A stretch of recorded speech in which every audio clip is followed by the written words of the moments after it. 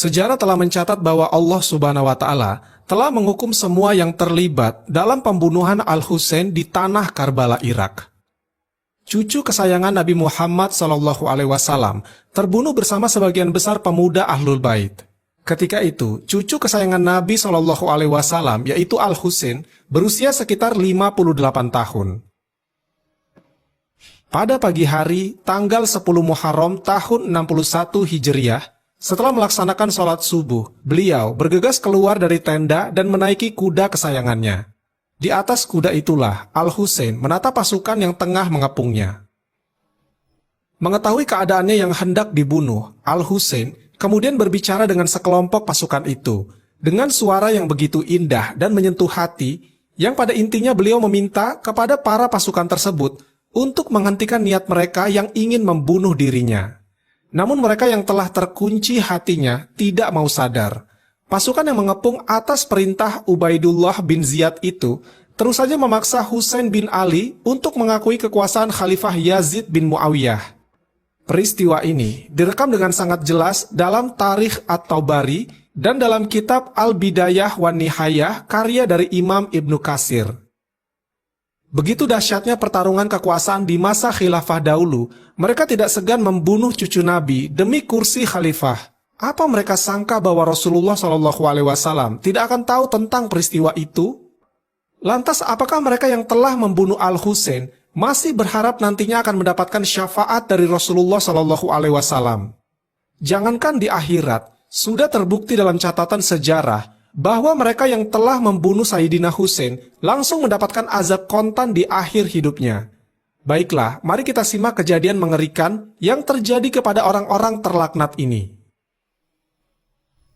Imam Ibnu Katsir dalam kitabnya Al-Bidayah wan Nihayah bercerita tentang bagaimana Sayyidina Husain terbunuh di padang Karbala. Para pasukan memukul kepala Al-Husain dengan pedang hingga berdarah. Beliau kemudian membalut luka di kepalanya dengan merobek kain jubahnya, dan dengan cepatnya balutan kain itu terlihat penuh dengan darah. Ada yang kemudian melepaskan anak panah dan mengenai leher Husain, namun beliau masih hidup. Sambil memegang lehernya menuju ke arah sebuah sungai karena kehausan, lalu kemudian seorang pemimpin pasukan sayap kiri yang bernama Syamir bin Ziljausan memerintahkan pasukannya untuk menyerbu Husain. Mereka menyerang dari segala penjuru dan tidak memberinya kesempatan untuk minum. Imam Ibnu Katsir juga menulis bahwa yang membunuh Husain dengan tombak adalah Sinan bin Anas. Dia memenggal leher Al-Husain dan menyerahkan kepalanya kepada Khawali bin Yazid. Ibnu Katsir mencatat bahwa 72 orang pengikut Al-Husain ikut terbunuh pada hari itu. Imam Suyuti dalam Tarikh Al-Khulafah juga mencatatkan bahwa ada 4.000 pasukan yang mengepung Sayyidina Husain. Pasukan itu di bawah komando Umar bin Sa'ad bin Abi Waqqas. Ada banyak riwayat yang mengisahkan hukuman Allah Subhanahu wa Ta'ala terhadap para pembunuh Al-Husain, dan sebagian besarnya merupakan kisah yang sahih. Ibnu Katsir dalam Al-Bidayah wan Nihayah mengatakan bahwa sebagian besar riwayat tentang petaka yang menimpa para pembunuh Al-Husain adalah sahih. Sedikit sekali dari mereka yang berhasil selamat dari petaka dunia. Tidak seorang pun dari mereka yang mati tanpa menderita sakit sebelumnya, dan kebanyakan mereka menderita penyakit gila. Para pembunuh Al-Husain dan Ahlul Baitnya juga menjadi buronan yang terus dikejar oleh pasukan Al-Mukhtar bin Abu Ubaid As-Saqafi, yaitu seorang yang ingin menuntut balas atas kematian Al-Husain dan Ahlul Baitnya karena tragedi Karbala. Pada akhirnya, pasukan ini berhasil menggelandang mereka satu persatu ke hadapan Al-Mukhtar. Al-Mukhtar lantas memerintahkan untuk membunuh mereka dengan cara yang berbeda-beda, sesuai dengan kekejian mereka terhadap cucu Nabi yaitu Al-Husain. Di antara orang yang terlibat dalam pembantaian Sayyidina Husain adalah Syamir bin Ziljausan.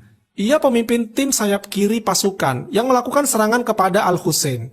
Diketahui sebelumnya bahwa Syamir ini dulunya adalah sahabat dari Khalifah Ali bin Abi Thalib. Namun pada masa kekuasaan dinasti Umayyah, ia malah balik ke haluan membenci keluarga Khalifah Ali. Akhir hidup dari si Syamir ini sangatlah tragis. Dalam kitab Al-A'lam, karya Syekh Khairuddin Az-Zirkali disebutkan bahwa ia dibunuh dalam sebuah penyergapan yang dilakukan oleh pasukan Al-Mukhtar. Ketika itu, Syamir menghadapi pasukan tersebut tanpa sempat mengenakan baju atau menyentuh pedangnya. Syamir memang sempat melukai mereka, namun Abu Umaroh kemudian berhasil membunuhnya. Jasadnya lalu dilempar untuk makanan anjing. Tokoh kedua yang terlibat dalam pembantaian Sayyidina Husain adalah Khawli bin Yazid al-Asbahi. Diketahui dulunya, setelah kepala Al-Husain dipenggal, ia lalu menyembunyikan kepala cucu Nabi itu di kompor rumahnya. Kelakuan biadab ini kemudian mengantarkan dia ke dalam tragedi tragis. Dalam kitab Asadul Ghobah, karya Ibnu Hasim disebutkan, Khawli bin Yazid mati setelah dibunuh oleh pasukan Al-Mukhtar Saqafi. Jasadnya lalu dibakar di depan rumahnya sendiri. Pasukan Al-Mukhtar menghukumnya demikian karena dialah yang membawa kepala Al-Husain. Sosok selanjutnya yang terlibat dalam pembunuhan Al-Husain adalah Umar bin Sa'ad bin Abi Waqqas. Padahal sebenarnya ia adalah anaknya sahabat Nabi yang bernama Sa'ad bin Abi Waqqas. Beliau adalah salah satu sahabat Nabi yang dijamin oleh Rasulullah SAW menjadi ahli surga. Namun sayangnya, anaknya yang bernama Umar malah terlibat di dalam pembantaian cucu Nabi SAW. Ia adalah komandan pasukan yang membunuh Al-Husain. Akhir hidup dari Umar ini juga sangat malang. Ia mati dipenggal oleh Abu Ammar Kaisan atas perintah dari Mukhtar Saqafi. Kepalanya lalu diberikan kepada Muhammad bin Hanafiyah.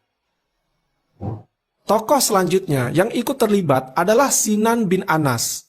Setelah kekhalifahan Yazid bin Muawiyah wafat, Sinan pun merasa ketakutan. Ia kemudian bersembunyi, sebab banyak orang yang tahu bahwasanya dia juga terlibat dalam pembunuhan Sayyidina Husain. Dikabarkan juga bahwa Sinan bin Anas mati setelah dibunuh oleh pasukan Al-Mukhtar. Ada juga yang mengatakan bahwa Sinan bin Anas mati ketika masa kepemerintahan Gubernur Hajjaj di Kufah. Tokoh selanjutnya yang terlibat dalam tragedi di Karbala adalah Ubaidillah bin Ziyad. Ia kala itu menjadi gubernur di Kufah. Dia jugalah yang telah mengirim 4.000 pasukan untuk mengepung Sayyidina Husain. Karena itu, nasib akhir dari hidup Ubaidillah ini juga sangat tragis. Ia juga dipenggal oleh pasukan Al-Mukhtar hingga putus kepalanya. Dalam riwayat lain dikisahkan bahwa jenazah kepalanya ketika itu pernah dimasuki oleh ular. Ular itu tinggal di kepala Ubaidillah hingga beberapa saat lalu keluar. Kemudian sosok yang terlibat dalam tragedi Karbala selanjutnya adalah Hurmala bin Khalil al-Ash'adi. Dia dikabarkan yang telah membunuh putra Sayyidina Husain yang masih berumur 6 bulan yaitu Ali Asgar saat terjadinya pertempuran di Karbala. Sayyidina Husain sempat meminta air untuk putranya yang sedang kehausan, namun biadabnya Hurmala ini malah melesatkan anak panah ke leher bayi tersebut. Di akhir hidupnya, Hurmala bin Kahil ini juga mengalami kisah yang tragis. Ia mati setelah dieksekusi oleh pasukan Al-Mukhtar. Adapun Hakim bin Tufail atau orang yang memanah Al-Husain juga dibunuh oleh pasukan Al-Mukhtar. Menurut catatan Ibnu Khaldun, Al-Mukhtar terus memburu para pembunuh Al-Husain. Setelah mendapat informasi tentang keberadaan Ubaidullah bin Asad al-Juhani, Malik bin Nasir al-Kindi, dan Hamal bin Malik al-Muharibi, yaitu di wilayah Qadisiyah. Dia langsung meringkus dan membunuh mereka. Dia juga menangkap Ziyad bin Malik ad-Dubai, Imran bin Khalid al-Asari, Abdurrahman bin Abu Hashkah al-Bajali, dan Abdullah bin Qais al-Khawlani. Orang-orang inilah yang dahulu merampas bahan pewarna pakaian yang dibawa Al-Husain. Pasukan Al-Mukhtar lalu membunuh mereka semua. Dalam Tarikh Dimaski, karya Ibnu Asakir disebutkan bahwa ayahnya bercerita, "Dahulu, kami para budak biasanya menjajakan tekstil di perkampungan Karbala. Suatu hari, kami bertemu dengan seorang laki-laki yang terlibat dalam pembunuhan Al-Husain. Laki-laki itu berkata, 'Wahai penduduk Kufah, kalian memang pendusta. Kalian bilang bahwa semua orang yang terlibat dalam pembunuhan Al-Husain telah dimatikan oleh Allah dalam kondisi su'ul khotimah atau terbunuh secara keji. Buktinya, aku masih hidup, padahal aku berada di tempat kematiannya ketika itu. Bahkan ini, aku mempunyai harta yang paling banyak.' Mendengar hal tersebut, kami pun segera menyudahi makan.